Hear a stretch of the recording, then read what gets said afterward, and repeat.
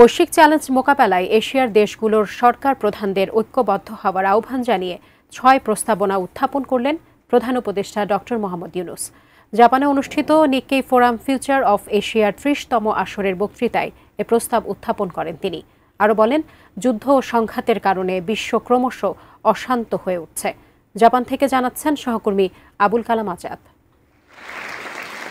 Nikkei ফোরামে দ্বিতীয়বারের মতো অংশ নিলেন প্রধান উপদেষ্টা ডক্টর মোহাম্মদ ইউনূস। প্রথমবার প্রায় ২১ বছর আগে এশিয়া পুরস্কার গ্রহণের জন্য হলেও এবার যোগ দিয়েছেন বাংলাদেশের সরকার প্রধান হিসেবে, অন্যতম বক্তা হিসেবেও। ক্রমেই এশিয়ার ভবিষ্যৎ সংলাপ, দৃষ্টিভঙ্গি এবং সংস্কারের পথপ্রদর্শক হয়ে ওঠা এই ফোরামে অংশ নিয়ে দেশের পাশাপাশি বৈশ্বিক পরিস্থিতি নিয়েও আলোচনা করেন প্রধান উপদেষ্টা। বলেন, অনিশ্চিত সময় পার করছে বিশ্ব।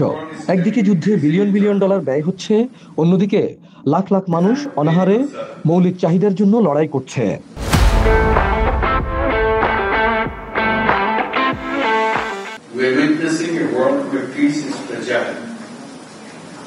Tensions are growing and cooperation is not always guaranteed.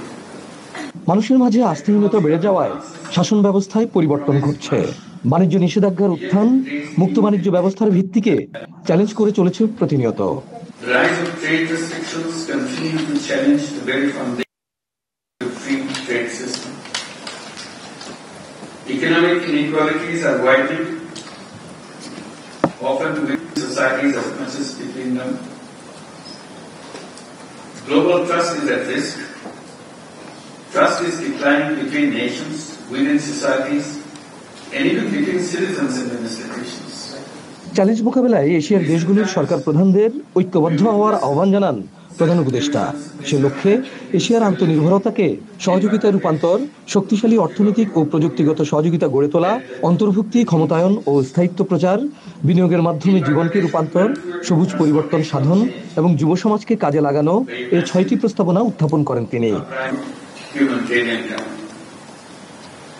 Asia, home to more than half of its humanity, sits at the epicenter of this uncertainty.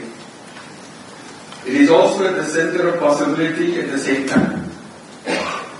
Challenges we face are formidable, and so is our collective strength. In this reality, I believe Asia has an echo. The future of Asia is not written yet. Let us write it together. A different future. বাংলাদেশের মানুষের স্বপ্ন এবং আকাঙ্ক্ষা পূরণে কঠোর পরিশ্রমের কথা উল্লেখ করে অবাধ, সুষ্ঠু, বিশ্বাসযোগ্য এবং অন্তর্ভুক্তিমূলক সাধারণ নির্বাচনের জন্য প্রস্তুতি নেওয়ার কথাও জানান প্রধান উপদেষ্টা। And prepare for a free, fair, and credible election, aiming at a smooth transition to democracy. We believe this is a chance to correct the wrongs.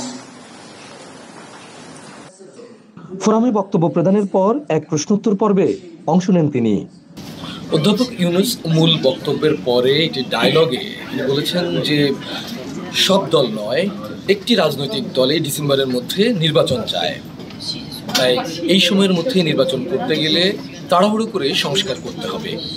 ভালো সংস্কারের জন্য ডিসেম্বরের পর আরও ৬ মাস বেশি সময়ের প্রয়োজন। তার রাজনৈতিক কোনো অভিলাষ নেই। নতুন নির্বাচিত জনপ্রতিনিধিদের কাছে ক্ষমতা হস্তান্তর করতে চান অধ্যাপক Yunus. Abul Kalam Azad, ATN news, Tokyo, Japan.